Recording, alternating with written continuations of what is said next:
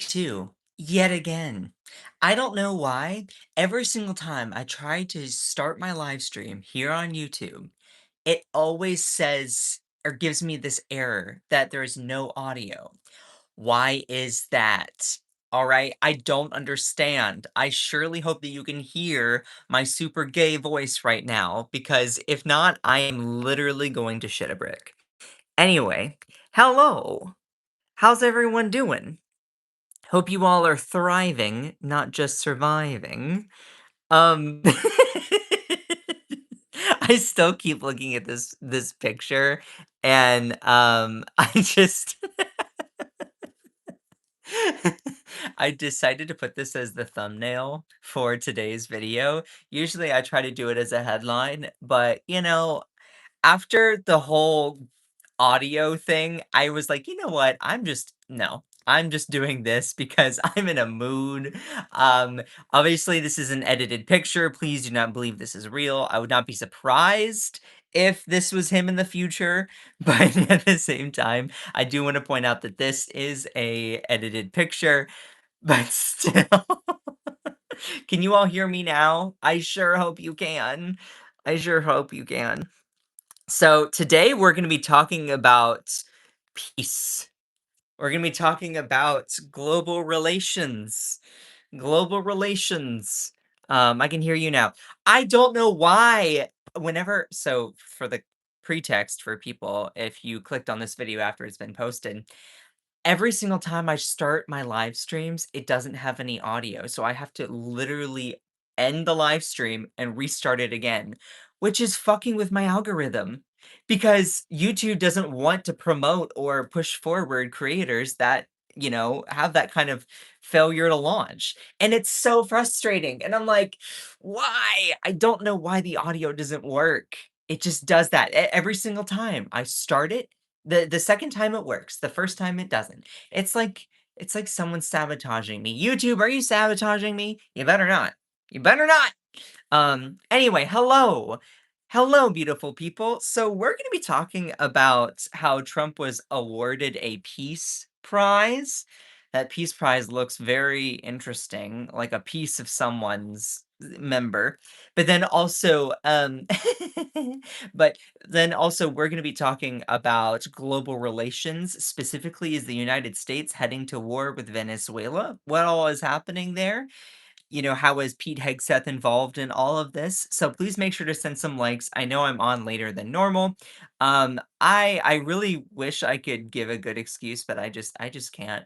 Um, I continue to have a lot going on in my life right now, and I'm also trying to take care of myself, so it's been an ongoing thing. Anyway, good morning, everyone. Please make sure to send some likes. It really does help out the stream. I love and support each and every single one of you. You all are incredible. I would not be able to do this live stream if it wasn't for y'all's support, so it means the world to me when you all are here. I know sometimes my lives can be sporadic and crazy and nonsensical in so many ways because of the trolls that come in here. That all being said, you all make it so worth my time, and I seriously love and appreciate every single one of you. I know that with all the turbulence that has happened in the world right now, that sometimes it's kind of hard to find the motivation to do things. But every single act that you take in any sort of fabric of standing up for yourself, as well as standing up for the justice and prosperity for all people, is a small act of resistance. So please make sure to do that. So let's get started here now that it is past the 4-minute mark. Please make sure to send some likes. Here we go. All right, so FIFA. I don't know what FIFA truly stands for. I really don't, but I know it's something resembling the World Cup of soccer, or as people call it, football, which why don't Americans call it football? Seriously, it makes way more sense for us to call it football because like with American football, you really don't kick it very much. You don't. You just don't. So, like, why don't they call soccer football? It makes so much more sense. But, football. But whatever. That all just my small gripe aside. Um because we have to be different. Oh, we have to be different. FIFA, so the World Cup of soccer, football, whatever, gives Trump a peace prize in departure from its traditional focus on sport. Now, I definitely encourage people to go and read the Associated Press. Personally, I think the Associated Press does a lot of decent work, and they just try to give raw information. I mean, they will add some context or some opinion or analysis, but I do think that they are a pretty reputable outlet. And these are some of the pictures from this article, and I just look at Trump's face.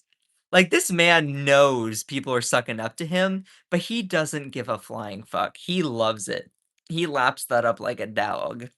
And it's just so humiliating for the United States to have this guy as a leader. Um, so again, here are some of the pictures from this award ceremony, and just look at his face. Why is he making that face? He looks like an Oompa Loompa. Seriously, no disrespect to Oompa Loompas, but like, dude, he is so orange. Agent Orange over here. But then also, like, okay, all right. Oh, honey, where do we even start with this? Um, just look at that trophy. Just look at that trophy. If you're listening, just quickly peer over at the screen. Just now, I don't think that my mind is in the gutter, but when we look at that trophy, what are we seeing? First of all, when we look at it, all right, let me give you a close up of this trophy here, all right? Why is it that the the world, which is the ball there, how is it being held up by just fingers? Okay? Like, if you are gonna be holding something, you at least wanna have part of it in the palm of your hand. I cannot believe I'm analyzing this. This is what 2025, December of 2025 has come to. If you're gonna be holding something, you don't hold it with, like, the the tip of your fingers. Like, what in the fuck is that? So so you're using just, like, the tip of your fingers to hold up this ball. It looks like you're trying to tickle it. It looks like you're trying to tickle it. What kind of trophy is this? The party who handed out consolation prizes to us then complained about those prizes did to our brains are the ones making consolation prizes for Trump. Oh, 100%. 100%. This is an absolute consolation prize. Like, what in the world is this? Is this like is this scrotum tickling? Because that's what it looks like. That's what it looks like. And I don't mean to even use that kind of language, but if you're gonna make a trophy, imagine. Okay, wait. Just pause. Also, if you're enjoying the live stream, like the stream. It really does help. Just imagine being one of the executives or leaders at the FIFA World Cup table, where you introduce this peace prize for the first time, and you have the person who's designing the trophy. Imagine what it's like sitting down at that meeting, and someone proposes this as the trophy. This got past approval. Supposedly, if there was some sort of process for the design of the trophy, this got past an approval. Like, just imagine sitting around at that table and be like, and let's see, Mark Galifianakis. Let's say he's an executive over at FIFA. I don't know. I'm just making up a name. And Mark comes over and is like, "Look, this is my trophy that I've suggested to award to President Trump, and that we are going to be awarding to him for peace." And all the executives are, "Oh yeah, well designed. Oh, 100%. I just love the way that it's holding up the world with the tip of its fingers. It's not like it's tickling a ball of any kind. That's just genius." What the fuck? Like, seriously, this got past a table supposedly to be approved. It's a participation trophy. Yeah, 100%. Like, what does FIFA want from him? Well, we'll break it down, but, like, I just have to go back to this meme. This is an edited picture, okay? Just it's an edited picture. But still. Ah, some guy is gonna be like, okay, where did all my substances go?" And then Trump's gonna be like, "I don't know. I don't know." Okay, let me get past some of the jokes and let me get to some of the substance here. All right. So, FIFA gives Trump a peace prize in departure from its traditional focus on sport. All right. What is all this about? President Donald Trump was awarded a new FIFA Peace Prize on Friday at the 2026 World Cup draw, giving the spectacle to set matchups for the quadrennial soccer tournament even more of a Trumpian flair. Trump, who had openly campaigned for the Nobel Peace Prize, had been heavily expected to receive the newly created FIFA Prize. FIFA president Gianni Infantino, I don't know if I'm saying that right, a close ally of Trump, has said he thought Trump should have won the Nobel for his efforts to broker a ceasefire in Gaza. Okay, yeah, a ceasefire in Gaza. I remember hearing something about that. Um, oh yeah, the ceasefire. The ceasefire, which was immediately broken. Immediately broken. Look, if it had held, I would have given credit to him. But guess what? No, it did not hold. And in fact, Israel continues to violate it. How many times? 591 times between October 10th and December 2nd. During that time, 347 Palestinian innocent people have been killed and 889 have been injured. Details, details. Stop ruining the fantasy, Scott. These details are not aligning with the Trump MAGA fantasy. Yeah, Peace Prize. The only Peace Prize that Donald Trump knows is a piece of chocolate prize, or a piece of pie prize, or a piece of the cake prize. But just sorry, I just give too much information for some MAGA people.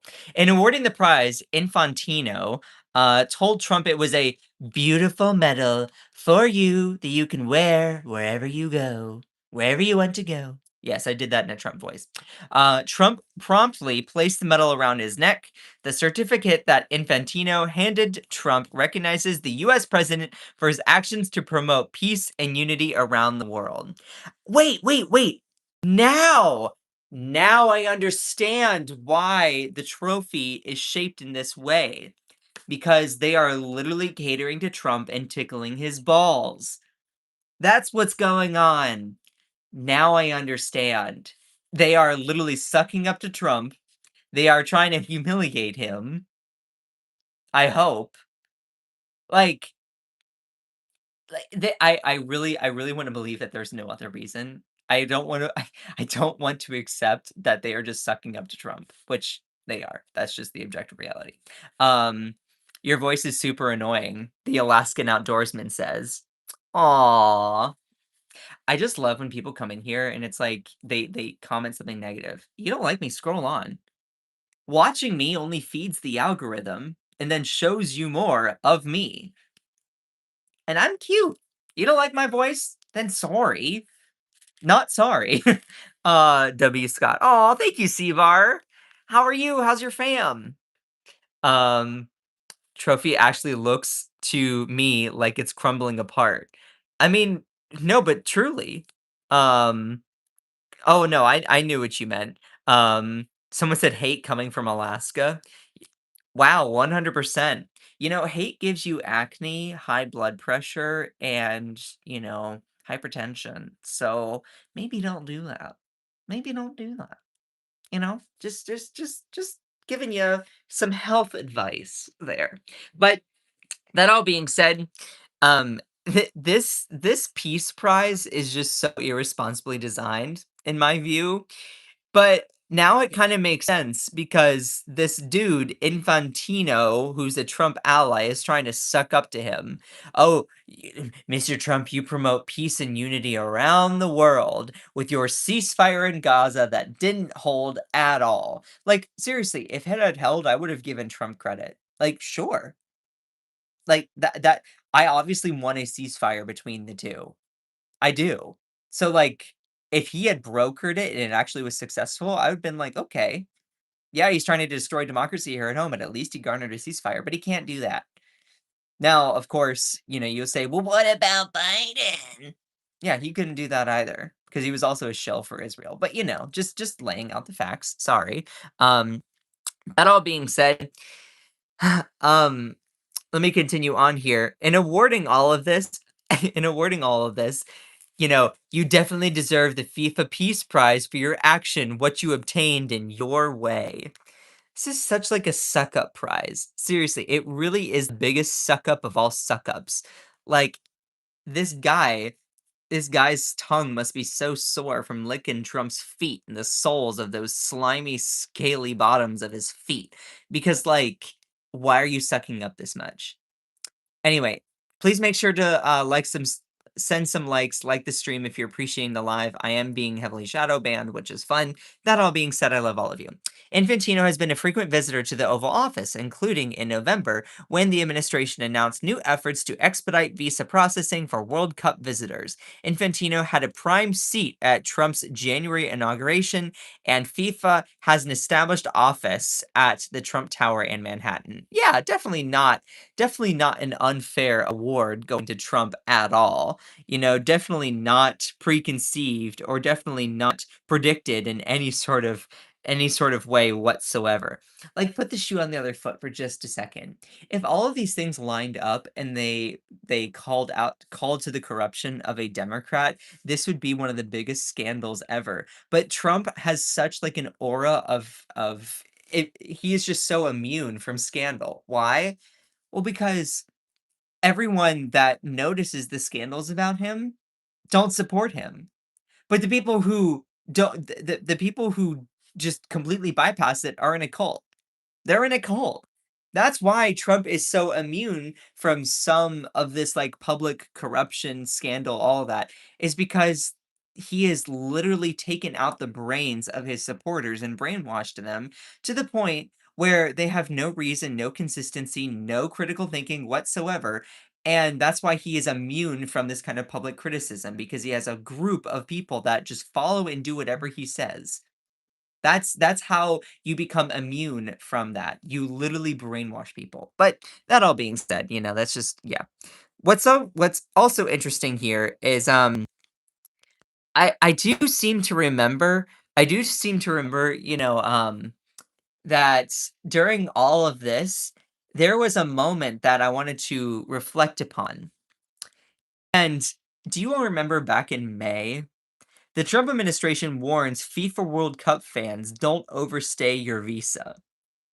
So, FIFA, and this is my speculation, FIFA has been trying to suck up to Trump in many different ways, but also because Trump was like, "We don't want you to come over here and then stay. We don't want you to come over here and stay and overstay your visa." People from other countries are not gonna do that. Like, they would not do that. I don't it's just he is just so crazy.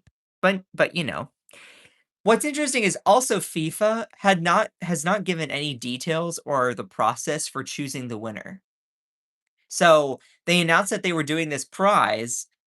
Meanwhile, there has not been any details released to the public about how they go about choosing this prize.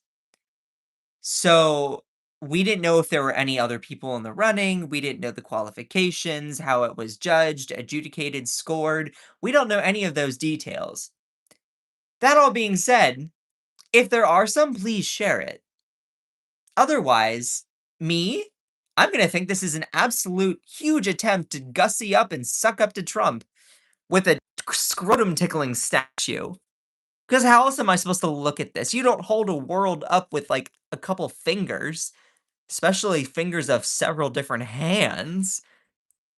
if you're gonna hold up something, you hold it in the palm of your hand like a man. Otherwise, I'm gonna say that this is world scrotum tickling. Like, this is just so humiliating. Like, and I just wanna say that as an American, I am constantly embarrassed by our president. I just am.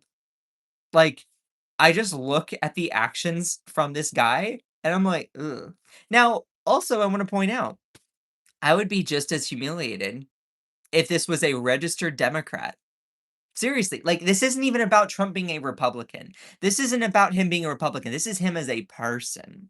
I'm like, you are such an infant toddler, infantile toddler, a whiner to the point where, and let me just also refresh your memory on something.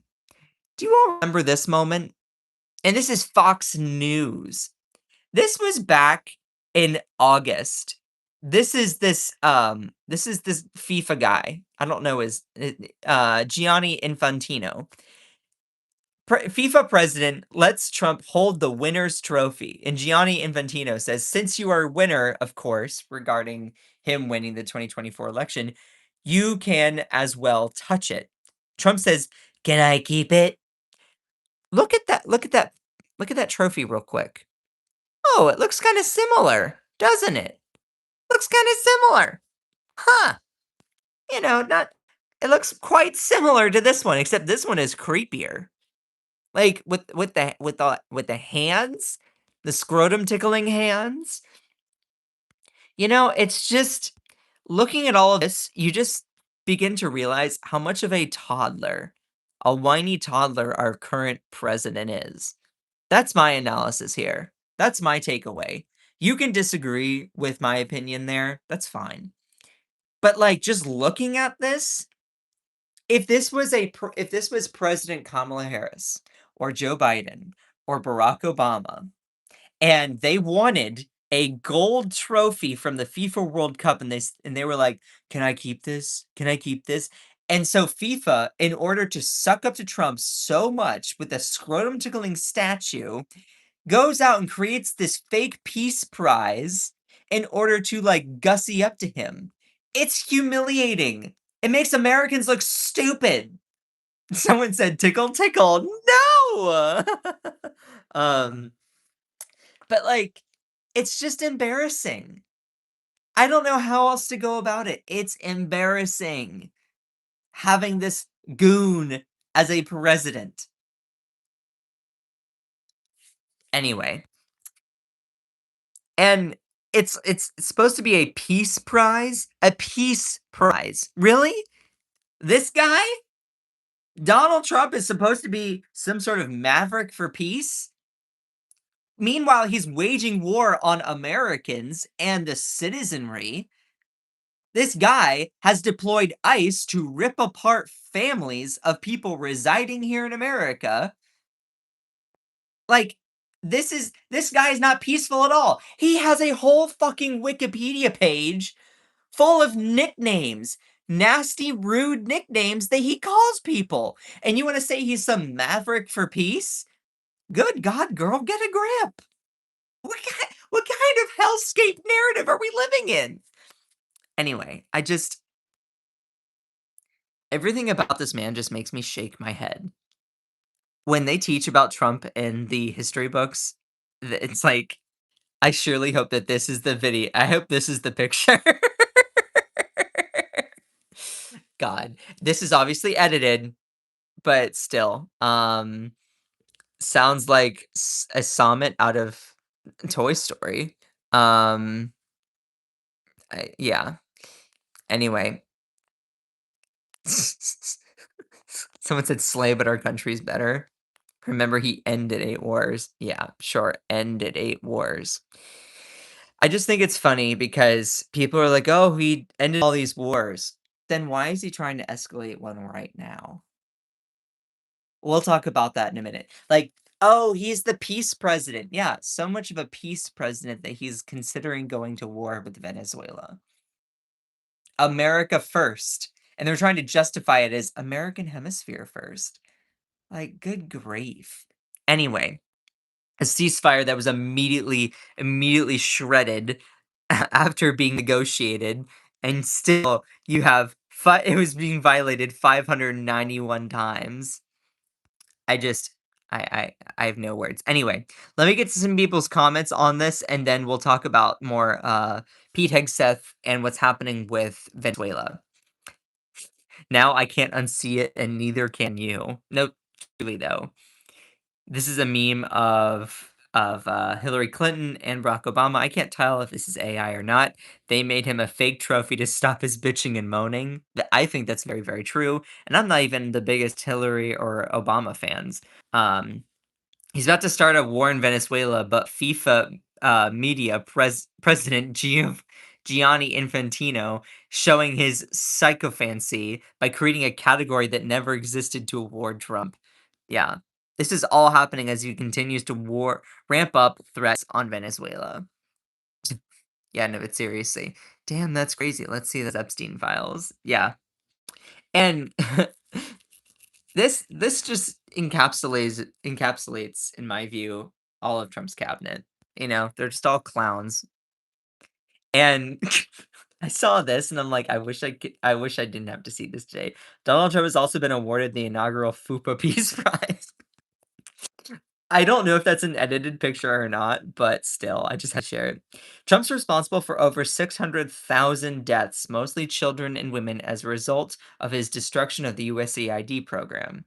There's no ceasefire with Israel, Putin's still killing Ukrainians, and he didn't end any wars. The FIFA Peace Prize citation is absolute fiction, and everyone knows F him. And like, he has tried to negotiate peace between a few countries, like, he has tried to do that. And I mean, I think that is, I guess, an honorable thing, but has he been successful? Well, hours after negotiating peace between 2 African nations, they started fighting again. After trying to negotiate between Israel and Palestine, the Israel violated that agreement real quick. Putin has left him on red in regards to, negotiating any sort of peace deal, anything with Ukraine. So for all these Trumpers, if you want to claim that he is somehow masterfully like ended wars, you gotta if you care about the issue, then you would stop lying because he hasn't done that. I'm not going to say that he hasn't tried. Like liberals or leftists, we will acknowledge, yeah, he's trying to do that. So did other presidents.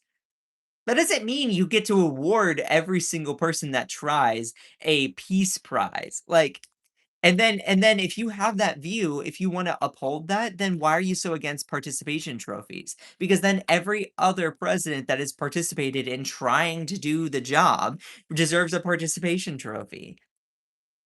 I'm just being real. Like, have an equal application of your own beliefs or logic in that sense. But no, you can't because you are only exist to serve Trump. You buy your 47, Trump shirts, your 16 Trump flags, your 18 Trump signs, your 3 pairs of Trump shoes, your 15 pairs of Trump socks. You buy your Trump wallpaper and you buy Trump cologne, Trump Bibles, Trump crap. You give over your paycheck at the end of the month, and 70% of it is spending on Trump merchandise. And then you go, oh, y'all are the sheep.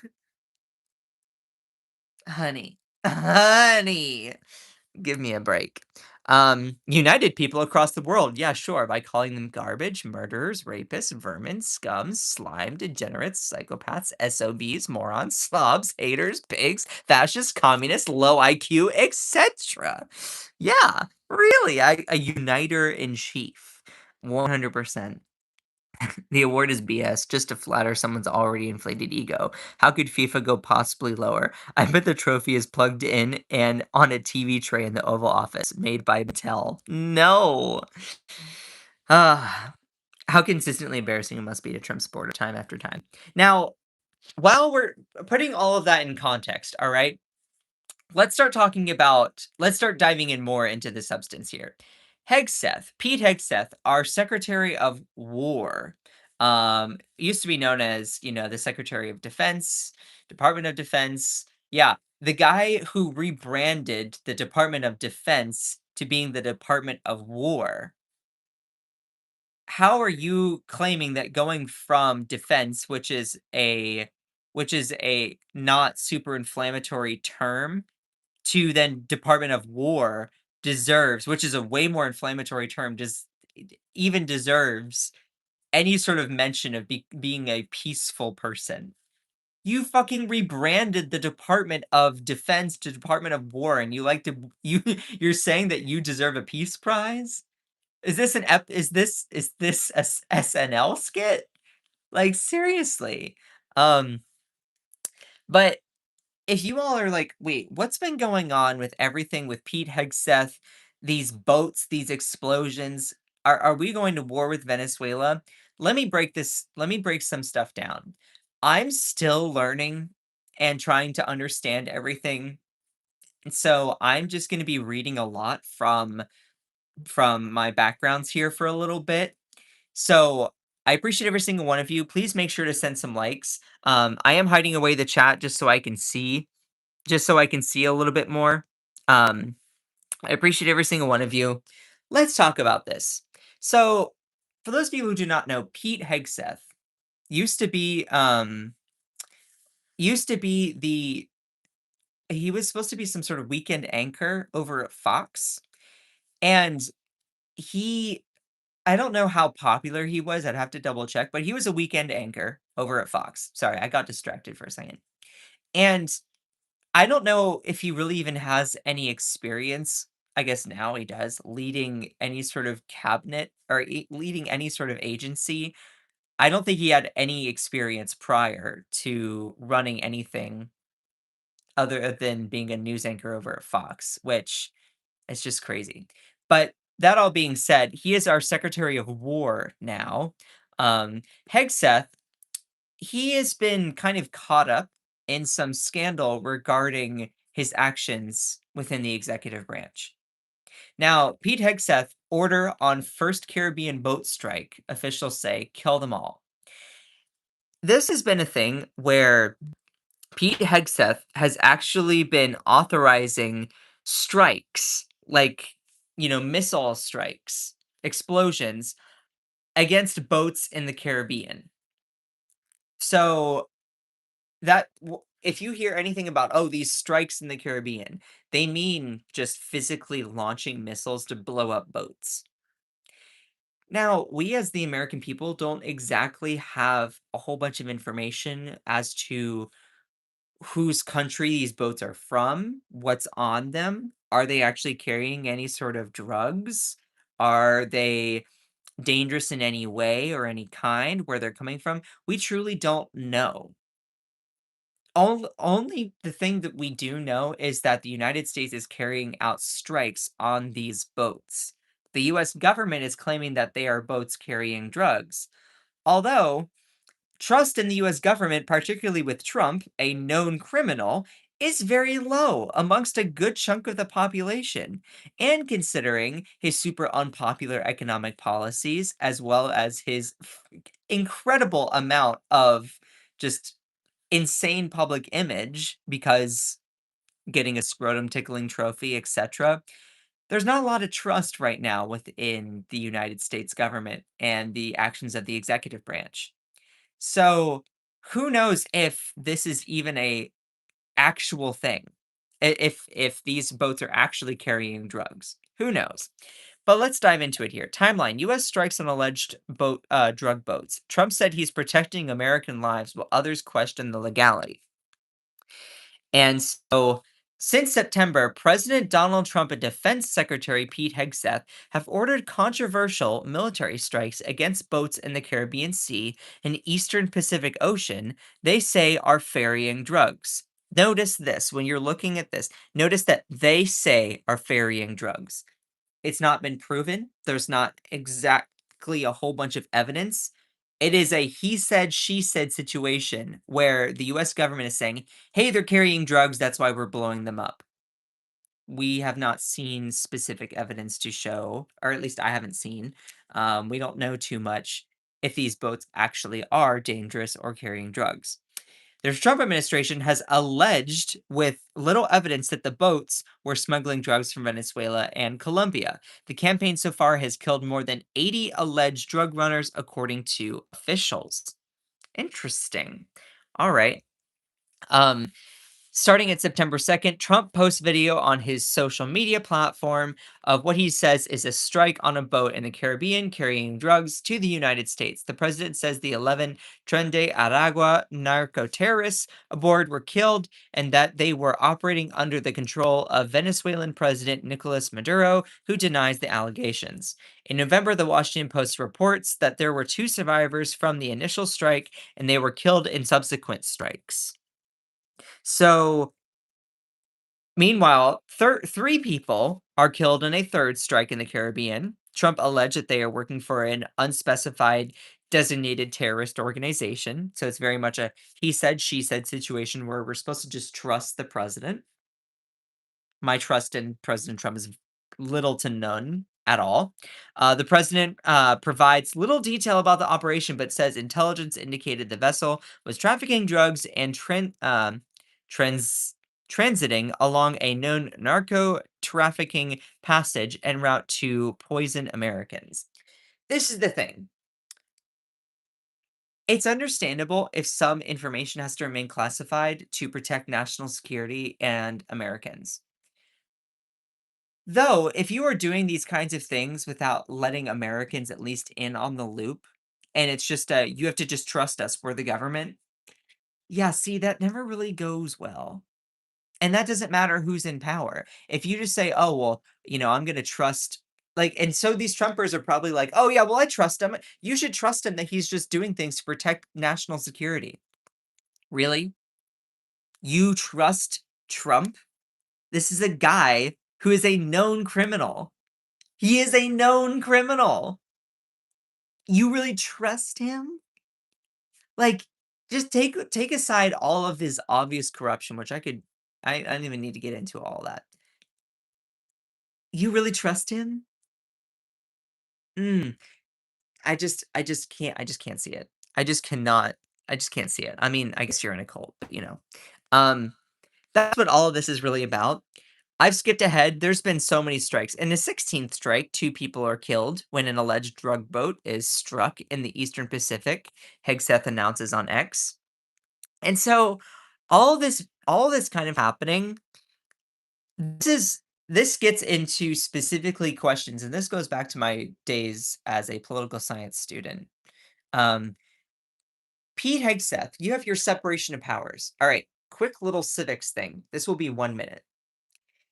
You know how there are three branches of government. You have your legislative branch that has Congress, the House of Representatives, the Senate, and then you have the executive branch, which has the president, his cabinet officials or her cabinet officials. Then you have the judicial branch, which is the Supreme Court, Court of Appeals, district courts. That is the judicial branch. You can even argue that the fourth unofficial branch of government is the bureaucracy, which are all the executive agencies that were put in place. Now, the executive branch, they have the ability granted through the Constitution for national defense, national security, handling those kinds of things. Though our Secretary of War, used to be Secretary of Defense, launching strikes, these missile strikes to blow up boats in the Caribbean. He's doing all of this without really notifying Congress of doing it. So it's interesting to note, this actually asks a fundamental question regarding how government is structured. I said, is Pete Hegseth, our Secretary of War, blowing up boats without congressional approval a violation of the separation of powers in the Constitution? Now you're like, okay, I remember you saying separation of powers. What does that even mean? It's very simple.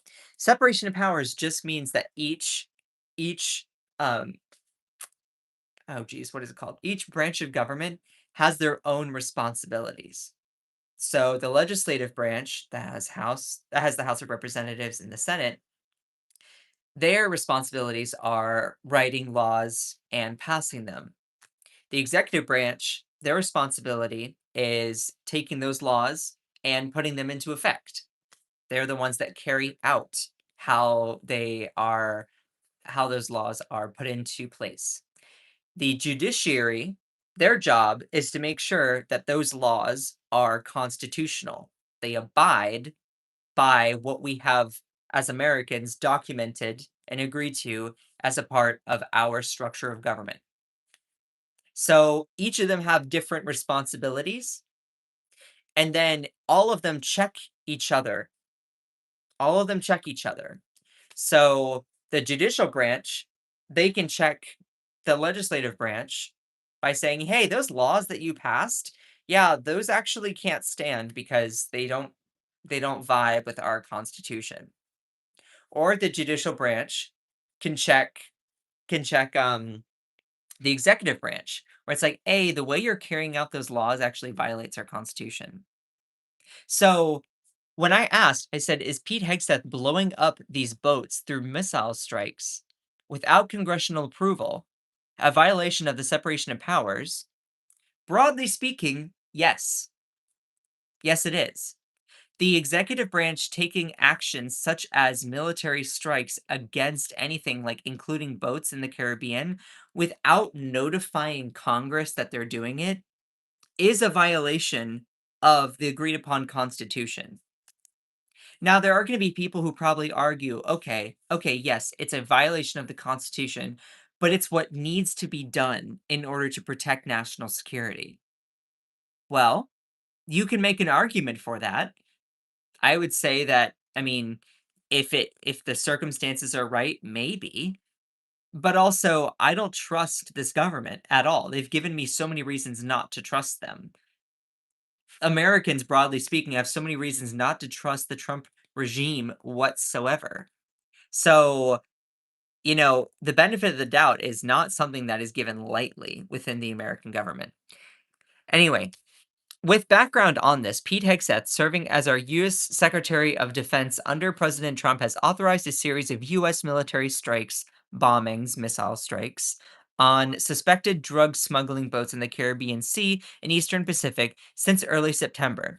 These operations, part of a broader anti narco terrorist campaign targeting vessels allegedly linked to groups like Venezuela's Tren de Aragua and Colombia's National Liberation Army, have resulted in at least 87 deaths across 20 strikes. Hegseth personally approved the initial lethal strike in a high profile September 2nd, 2025 incident off of Venezuela's coast. Now, these strikes were conducted without prior congressional authorization, meaning that Pete Hegseth and the executive branch, they didn't go over to Congress and say, "Hey, can we have permission?" Slash, can we know we're just going to notify you that we're going to do this, because it is the power of Congress. It is the power of Congress to enact and declare war. It is the power of the executive branch to carry out a war and to be the enforcement, the muscle behind that. So, doing these missile strikes could be seen as a provocation for war. So, it's very questionable whether this violates the Constitution or not. These strikes were conducted without prior congressional authorization, prompting bipartisan criticism in Congress, including investigations by the House and Senate Armed Services Committee. Put the shoe on the other foot.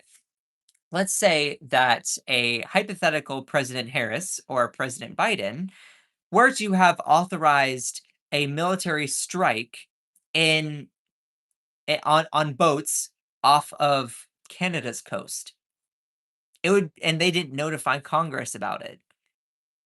That would be very much a violation of the separation of powers. Now, you could say, "Oh, well, that's to protect national security." That would have to be argued in court. That would have to be, okay, well, is this one of those circumstances where it makes sense to do it or not? That would be up for the judicial branch to decide. All this being said, these actions do very much put the legality, and it stresses the way that our government is structured, because you have the executive branch acting without notifying Congress, doing these things, which might be an overstep of their responsibility.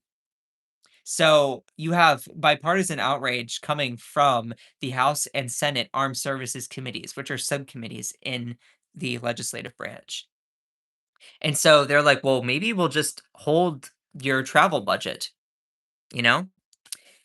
So, the US Constitution establishes a clear separation of powers, as I was talking about, among the branches of government, particularly regarding military force to prevent any one branch from unilaterally committing the nation to war. And one of these particular moments in the Constitution sections is Article 1, Section 8, which grants Congress the exclusive power to declare war, grant letters of marque and reprisal, and make rules concerning captures on land and water, as well as raise and support armies, provide and maintain a navy, etc.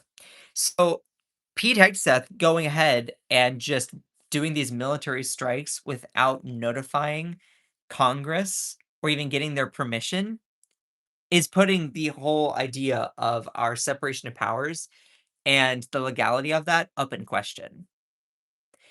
Now, here's the thing. Me personally, if it makes sense to break the rules, I would break the rules. I just do. That's who I am. Though, in this instance, does it make sense to break the rules? I don't think so. Because if you are going to do something, you need a huge amount of evidence for it.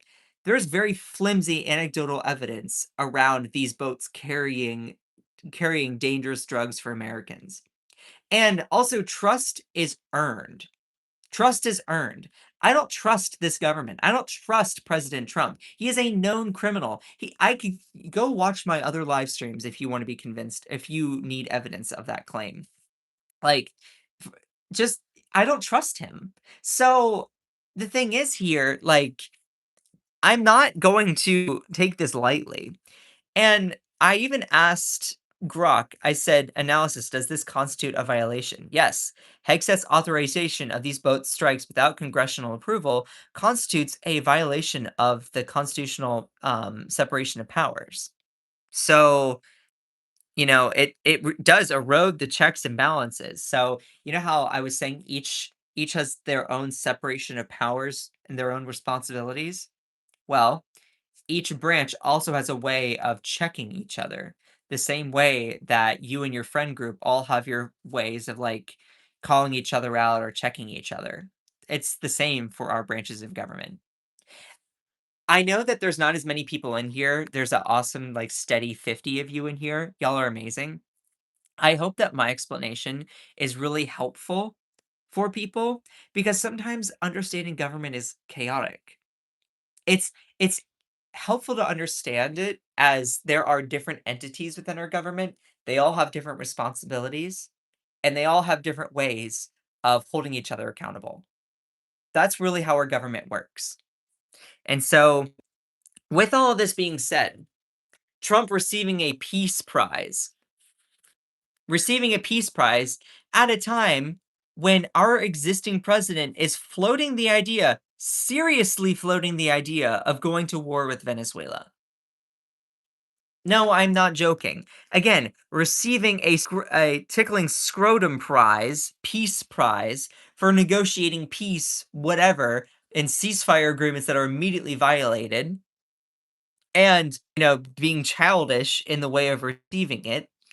Um, This all happening at a time when it's very possible that the United States, we are very possibly going to be at war with Venezuela. Now, I've been apprehensive to report on this until recently, but still, let me break all this down here. Please make sure to send some likes. Let's finish out the live strong. Peace prize for bombs. Yeah, no, yeah, seriously, seriously. Um, I'm just going through and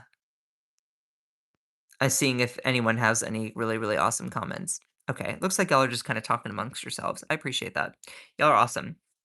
So, all right, the United States, are we on the words? Are we on the verge of war with Venezuela? Well, since the early fall, the United States has been building up its military forces in the Caribbean, launching airstrikes on alleged drug boats, fueling speculation that it is planning a major military operation against the government of Venezuela. And Trump even put out this post. This was back on November 29th, saying that to all airlines, pilots, drug dealers, and human traffickers, please consider the airspace above and surrounding Venezuela to be closed in its entirety. Thank you for your attention to this matter. At the same time, the US has been carrying out the largest buildup of in the Caribbean since the Cuban Missile Crisis, including thousands of troops, advanced drones, fighter jets, guided missile destroyers, and cruisers, and most dramatically, the aircraft carrier, the USS Gerald Ford, and its strike group. Special operations helicopters have been flying missions less than 100 miles from Venezuela's coast. Trump has also authorized covert action by the CIA within Venezuela. And so I asked, why does Trump want to go to war with Venezuela? Are there a lot of comparisons to the Iraq War and intervention in that region? Are the talking points similar? And a lot of people, you all remember the Iraq War. I was kind of young, and I wasn't an adult at the time of the Iraq War. Though I've read and like learned about the Iraq War, our intervention, it really is always about one thing: oil. It's always about the natural resources. The United States, we have a thirst always for oil. You know who has a lot of oil? Venezuela. Venezuela has a lot of oil. And so it's very possible that we are the United States about to enter into a whole nother Iraq, Afghanistan kind of crap situation. Why? Oh, we're going to brush it off as regime change, or we're trying to help the people of Venezuela. But getting involved in foreign entanglements sounds a lot like what happened in the Iraq War. Have we not learned anything? History doesn't repeat itself necessarily, but it surely does echo. And it looks like we're going down that route. Y'all, please make sure to send some likes. I appreciate every single one of you. Um, there are a whole bunch of warmongers. Yeah, and this is all coming from the same guy who liked to claim, oh, America first, America first. Well, that he, to his credit, he ran on not wanting to be involved in different wars or different conflicts. I can resonate with something like that. I think there are exceptions in some cases, but also at the same time, isn't this huge slap in the face to other MAGA people? I hope they would view this as inconsistent with what he was supporting. So, are we on track to be at war with Venezuela? Let's break it down. And I have about 5 more minutes and then I have to go. Trump's stated motivations for escalation against Venezuela. Donald Trump's second administration has dramatically escalated pressure on Venezuela's Nicolas Maduro regime since early 2025, deploying national assets including USS Gerald Ford, a carrier strike group, surveillance drones like the Triton over Venezuelan waters, and authorizing CIA covert operations inside of Venezuela. And so Trump has publicly stated that Maduro's days are numbered. His days are numbered, and warned of imminent land strikes. I almost said large strikes, lol. Land strikes against drug trafficking networks while closing Venezuela's airspace to U.S. flights. However, he has avoided committing to a full scale invasion, responding to direct questions by saying, I don't want to rule it in or out. I don't know if it goes in or out. I'm not quite sure. Someone told me it goes in, someone tells me it comes out. I don't want to rule it in or out, emphasizing that discussing military strategy would publicly be unwise. The primary stated reasons for this pressure campaign are drug trafficking and national security. Trump accuses Maduro's regime of direct intervention in the Cartel de los Soles, a network allegedly run by Venezuelan military generals smuggling cocaine and fentanyl into the United States. He frames this as a narco-terrorist threat fueling America's opioid crisis and immigration surges, with over 8 million Venezuelans fleeing the country since 2015 and contributing to border pressures. Operations like Southern Spear involve striking drug boats in international waters, with Trump linking to the broader hemisphere security. Now, what's also interesting is Another motivation is regime change. While denying an explicit goal of overthrowing Maduro, Trump has imposed new sanctions, 25% tariffs on Venezuelan oil buyers, doubling the bounty on Maduro to 50 million, revoked Biden-era oil concessions, and hinted at provoking internal defections among Maduro's elite. In interviews, he suggested Maduro could negotiate a handover, saying, quote, he will step down. One of the bigger things is economic incentives. Venezuela, as a country, holds the world's largest proven oil reserves, about 300 billion barrels, exceeding Iraq's. Boosting production there could lower U.S. energy prices, counter Russian oil influence, for example, India and China, and align with Trump's fossil fuel expansion agenda. Maduro himself claims oil is the real reason the U.S. State Department denies it. Well, I would not be surprised if it's the real reason. Critics argue that these actions risk a humanitarian catastrophe in an already collapsed economy, with 28 to 30% of Venezuelans needing aid in 2025, and could destabilize the region, drawing in allies like Russia and China. Trump maintains that this is not a forever war, but a targeted cleanup distinct from Middle East entanglements. Yet, it sounds exactly like what happened with Iraq. Like, let me give you some comparisons here. Comparisons to the Iraq War and regional interventions. Yes, there are numerous comparisons between being drawn in media, expert analyses, and public discourse between Trump's Venezuela escalation and the 2003 Iraq invasion under George W. Bush. These parallels focus on the mechanics of escalation, rhetoric, and potential pitfalls. Through some analysts, though words, though some analysts argue Venezuela more closely resembles 1989 U.S. invasion of Panama, a quick operation to oust drug-linked dictator Manuel Noriega. Broader regional interventions, for example, Libya in 2011, Panama, are invoked to highlight risks of blowback, but Iraq dominates due to its scale and lasting consequences. Are the talking points similar? Yes. The talking points that are promoting us escalating stuff in the Venezuelan region and us striking these military boats, as well as the comparisons to Iraq. Yes, the talking points are very similar. Often recycling Iraq era threat with a war on drugs twist. Both campaigns emphasize moral urgency, executive prerogative, and minimal commitment, while downplaying the risks. Well, here's the breakdown: threat inflation, Iraq. Saddam as a global terror enabler, Venezuela as a global terrorist leader. Quite similar. Um, Fueling U.S. debts via drugs. Both portray the leader as an existential hemispheric national security risk with vague evidence. For example, no smoking gun on Venezuelan fentanyl routes, akin to no weapons of mass destruction. Quick and limited action. Iraq. Shock and awe for the fast regime change. No long occupation plan, despite reality.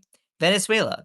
Trump promises no forever war, just exquisite assets for strikes and um, decapitation, echoing Bush's mission accomplished optimism. Critics note um, critics note that it ignores insurgency risks.